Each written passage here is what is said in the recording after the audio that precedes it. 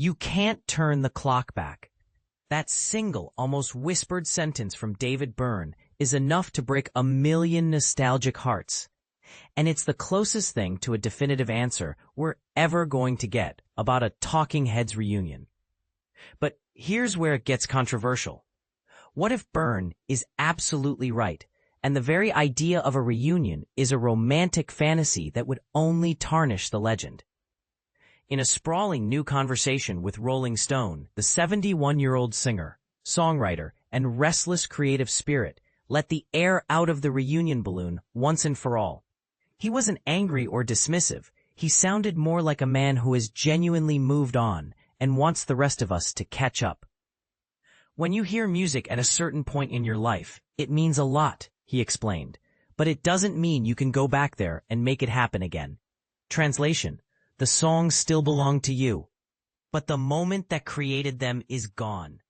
Byrne is, after all, busy living in the present. His brand new solo album, Who Is the Sky, produced by top 40 wizard Kid Harpoon, drops soon and already boasts 3 singles, Everybody Laughs, She Explains Things to Me, and the Avant Garde.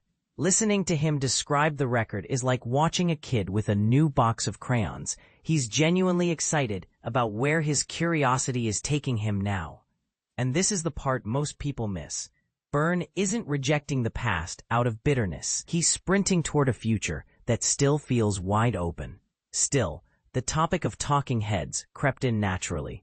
Last year, Byrne reunited, briefly and awkwardly, some would say, with bassist Tina Weymouth, drummer Chris Frantz, and multi-instrumentalist Jerry Harrison to promote the gorgeous A24 restoration of Stop Making Sense. They appeared together on late-night TV and walked a few red carpets. It was the most time the 4 of them had shared in decades.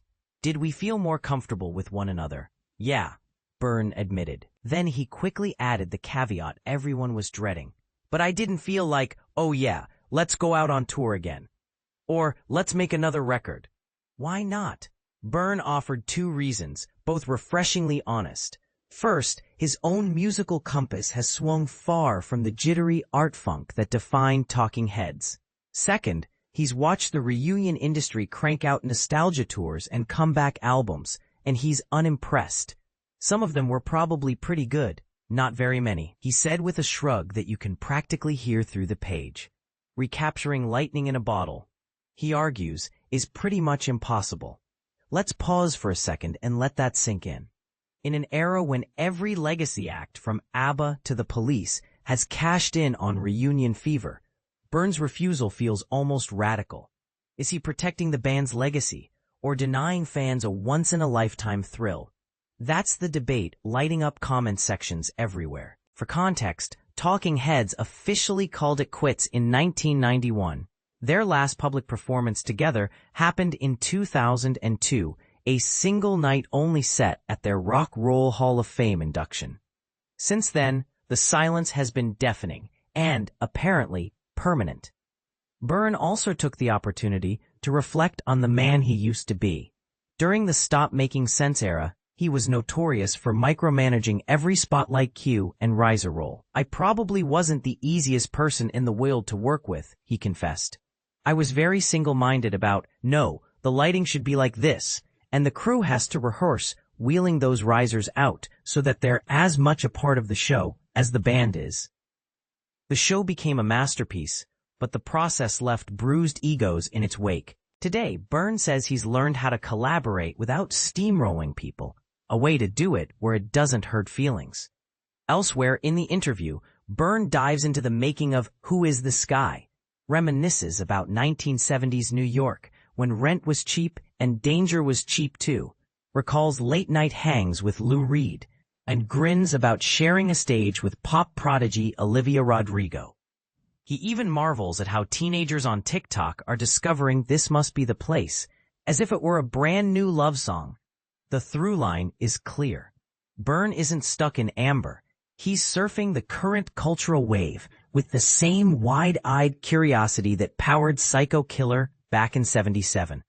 So, where does that leave the rest of us? If you're clutching your Stop Making Sense vinyl and praying for a farewell tour, Byrne's message is gentle but firm.